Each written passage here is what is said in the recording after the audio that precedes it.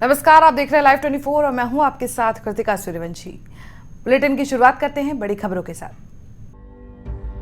रायबरेली में योगी सरकार को दागदार करने वाला पोस्टर देखा गया, जिसमें सीएम, पीएम और बीजेपी नेताओं के फोटो के साथ एक हिस्ट्री शीटर का शुभकामनाएं देते हुए फोटो लगा है। यह होल्डिंग शहर के डिग्री कॉलेज चौराहे पर लगा है, जो भाजपा की फजीहत कराने के लिए काफी है। इसमें विजय यादव को बीजेपी में राष्ट्रीय कार्य समिति का सदस्य मनोनीत होने पर बधाइयां दी जा रही हैं, तो वो लोग बधाइयां दे रहे हैं जो जराइम की दुनिया से वास्ता रखते हैं। इसमें सरवर, विक्की व अनिल दुबे हैं। इन तीनों का नाम कोतवाली में हिस्ट्री शीटर के तौर पर दर्ज है। ऐसे में सपा ने इसको मुद्दा बना लिया है, तो भाजपा के नेता अपना इस पर पक्ष रखते हैं। देखिए, भारतीय जनता पार्टी में अपराधियों की भरमार है और भारतीय जनता पार्टी केवल आरोप लगाती है और अपने गिरफ्तार कभी नहीं जाती। इनके सभी आप देख लीजिए, इनके आचरण देख लीजिए। इनके आचरण से झलकता है, इनके क्रियाकलापों से आपको साफ देखने को मिलता है कि ये हमेशा अपराध भरी बात करते हैं। आप उत्तर प्रदेश के मुखिया के मुकदमे आप देख लो, जो सरकार चला रहे हैं, उनके ऊपर कितने मुकदमे हैं, ये सूची आप मीडिया के बंधुओं के पास है। जो और लोग भी जिम्मेदार लोग हैं, उनके ऊपर भी कितने मुकदमे हैं जो सरकार चला रहे हैं।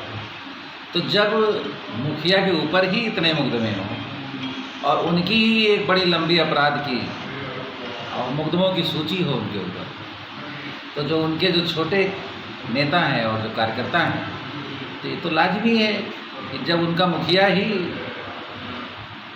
अपराध से भरा पड़ा है। भारतीय जनता पार्टी जो सबका साथ सबका विकास की बात करती है, भयमुक्त शासन, लेकिन लगातार इसे देखने को मिल रहा है, उसके बारे में आप क्या कहेंगे? किसी का साथ नहीं, न ही किसी का विकास और न ही किसी के ऊपर विश्वास। सारा कुछ 4.5 वर्ष में इस उत्तर प्रदेश की जनता ने देख लिया। विकास नाम की कोई चीज़ नहीं है। कोरोना कालखंड में आपने देखा होगा, भारतीय जनता पार्टी का कार्यकर्ता बूथ से लेकर जिला स्तर तक का कार्यकर्ता रोड पर दिखाई पड़ रहा था। बाकी अन्य पार्टियों के कार्यकर्ता घरों पर बैठे थे, चाहे उनके जिले के नेता हों, चाहे प्रदेश के नेता हो। कोई कोविड के अंतर कालखंड में सड़कों पर नहीं उतरा और भारतीय जनता पार्टी ने चाहे उनके राशन वितरण का काम किया हो, चाहे उनको राशन मुहैया कराने का काम, उनको चप्पल पहनाने का काम, उनको गंतव्य तक पहुंचाने का भी काम भारतीय जनता पार्टी के कार्यकर्ताओं ने किया। सर, अभी क्या कहते हैं, होल्डिंग लगी मिली है कुछ अपराधियों की, जो ये विषय आज के दिन ये नहीं है, मेरे संज्ञान में नहीं है, ठीक है। और होर्डिंग तो लगती हैं, कौन क्या है ये आप अच्छी तरीके से जानते हैं, ये विषय नहीं। कांग्रेस ने साल 2012 में रायबरेली को मोटर ट्रेनिंग स्कूल की सौगात दी थी, जिसके चलते कटवारा में भूमि अधिग्रहण की गई और उसकी बाउंड्री कराई गई और यह प्रोजेक्ट फिर ठंडे बस्ते में चला गया। हालांकि साल 2016 में सपा सरकार ने इसको बनवाने की शुरुआत की, लेकिन 2017 में भाजपा सरकार आते ही इसका काम रुक गया। तो अभी भी यह प्रोजेक्ट अधूरा पड़ा है, जो बजट के अभाव में अधर में लटक गया है। ठेकेदार के अनुसार अगर यहाँ सरकार बजट जारी कर देती है तो यह प्रोजेक्ट 6 महीने में पूरा किया जा सकता है। जब केंद्र में कांग्रेस की सरकार थी, हमारे प्रधानमंत्री आदरणीय मनमोहन सिंह जी थे और चेयरपर्सन श्रीमती सोनिया गांधी जी थी। उसी समय रायबरेली जनपद में मोटर ट्रेनिंग स्कूल इस हरचंदपुर ब्लॉक की कटवारा में पास कराया था। उसके बाद जब चुनाव हुआ 2013 में, कांग्रेस की सरकार ना होकर के भाजपा की सरकार आ गई। भाजपा की सरकार के प्रधानमंत्री के द्वारा रायबरेली के साथ भेदभाव किया गया। अगर मोटर ट्रेनिंग स्कूल चालू हो जाता वो, तो यहाँ रायबरेली जनपद वासियों के लिए बहुत बड़ी राहत मिल सकती थी। यहाँ लोग ट्रेनिंग करते, नौकरी में लोग जाते थे, लेकिन भाजपा की सरकार ने रायबरेली के साथ भेदभाव किया। वो जुमलों की सरकार में उलझी हुई है, झूठ बोल रही है भाजपा की सरकार। तो हमारा तो यही कहना है कि जब भी केंद्र में कांग्रेस की सरकार आएगी, प्रदेश में कांग्रेस की सरकार आएगी, तो रायबरेली का विकास बहुत होगा। भारत के पूर्व राष्ट्रपति डॉक्टर सर्वपल्ली राधाकृष्णन के जन्म दिवस को शिक्षक दिवस के रूप में मनाया गया, तो इस मौके पर रायबरेली में बचत भवन सभागार में आयोजित कार्यक्रम के दौरान शिक्षकों को सम्मानित किया गया। इस दौरान उच्चतर माध्यमिक प्राइमरी के 75 शिक्षकों को मुख्य विकास अधिकारी के साथ जिला बेसिक शिक्षा अधिकारी द्वारा सम्मान दिया गया। आज शिक्षक दिवस के अवसर पर उच्चतर माध्यमिक और प्राइमरी स्कूल के 75 शिक्षकों को शासन द्वारा निर्देशित किया गया है कि जनगणना स्तर पर सम्मानित किया जाए। उसी के क्रम में आज यहाँ BSA के द्वारा प्राइमरी स्कूल के विलक्षण शिक्षकों को सम्मानित किया जा रहा है, जिन्होंने गत एक वर्ष में बहुत अच्छा काम किया है। उसी क्रम में आज का कार्यक्रम किया। पीलीभीत में प्रगतिशील समाजवादी पार्टी के प्रदेश सचिव शुएब खान के नेतृत्व में अल्पसंख्यक सभा के जिला अध्यक्ष तरसेम सिंह ने जिला कार्यकारिणी घोषित की। बता दें कि कार्यक्रम का संचालन राष्ट्रीय सचिव युवजन सभा के सैयद उवैस अली ने किया। इस दौरान शुएब खान ने अपने विचार रखे और कार्यकर्ताओं में जोश भरा। तो वहीं आगामी विधानसभा चुनाव में पार्टी की नीतियों को जन जन तक पहुँचाने का आह्वान कार्यकर्ताओं से किया। आज प्रगतिशील समाजवादी पार्टी अल्पसंख्यक सभा की जिला कार्यकारिणी की घोषणा की गई है, जिसमें पूरे ज़िले से और ख़ासकर पीलीभीत विधानसभा से मजबूत लोगों को जोड़कर, क्योंकि लोग हमारे साथ जुड़ रहे हैं, उन्हें मनोनीत किया गया है।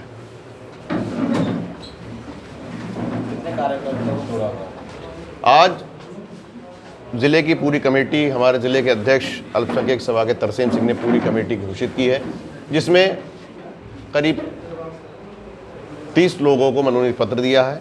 बाकी और देंगे। जोड़ने का काम तो इन्होंने अल्पसंख्यक सभा में ही अपनी कमेटी में लगभग 2,500 से 3,000 लोगों को सदस्यता दिलाने का काम किया है।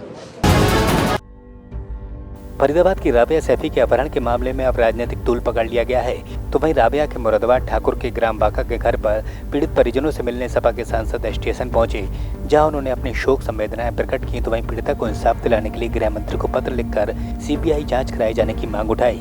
तो परिवारजन भी सरकार से इंसाफ की मांग कर रहे हैं। किसी तरह की कोई सुनवाई नहीं है, बस खाली उसने सरेंडर कर दिया जिसने मर्डर करा है। बाकी जो रिपोर्ट में लिखा है वो भी उन्होंने अपनी मर्जी से लिखा है। क्या किसी की अभी तक गिरफ्तारी हुई है इसमें? नहीं, अभी किसी की नहीं हुई, बस जो सिलेंडर हुआ है वही है और किसी की कोई गिरफ्तारी नहीं, कोई भी किसी तरह की सुनवाई नहीं है। क्या चाहते हैं आप? हम तो ये चाहते हैं कि जितने भी इसमें आदमी हैं, जिनके हाथ हैं, वो सब जो है सामने आने चाहिए और CBI जाँच हो गए और जो लड़की का किसी तरह का भी कोई कसूर नहीं है उसे जो है इंसाफ मिले। देखिए, एक बहुत घिनौना और सीवियर क्राइम हुआ हैगा। एक बेटी के साथ इतना जुल्म हुआ है जो मैं बता नहीं सकता आपको टीवी के ऊपर। इस निर्भय कांड से भी बड़ा कांड ये हुआ है, जिसके अंगों तक को भंग किया गया हो।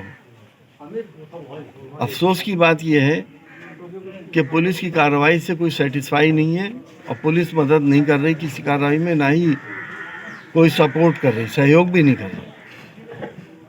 हमारी ये डिमांड है कि इसकी निष्पक्ष ईमानदारी से CBI से जांच हो और इनके पीड़ित परिवार को पूरा मुआवजा दिया जाए, पीड़ित परिवार को इंसाफ दिया जाए, इनके घर में से एक इंसान को नौकरी दी जाए। और अगर ये सब कुछ नहीं होता है तो ये सवाल पार्लियामेंट के अंदर मैं खुद उठाऊंगा और गृह मंत्री जी से इस बात को पूछूंगा, क्या गरीब आदमी की, मजबूर और कमज़ोर आदमी की इस देश में कोई आवाज़ नहीं है? क्या उसके साथ कोई इंसाफ नहीं हुआ? संभल में एक बार फिर स्वास्थ्य महकमे की बड़ी लापरवाही देखने को मिली, जहां प्रसव से तड़प रही महिला को स्वास्थ्य कर्मियों ने ब्लड नहीं चढ़ाया। तो मामला जिला अस्पताल का है, जहां प्रसव पीड़ा के लिए आई महिला को डॉक्टरों ने ब्लड की कमी बताई तो परिजनों ने ब्लड का प्रबंध किया था। इसके बाद भी स्वास्थ्य कर्मियों ने लापरवाही दिखाते हुए घंटों तक महिला को ब्लड नहीं चढ़ाया, जिस पर महिला के परिजनों ने अस्पताल में हंगामा किया। तब जाकर डॉक्टरों ने महिला का समुचित उपचार कर व्यवस्था दुरुस्त की।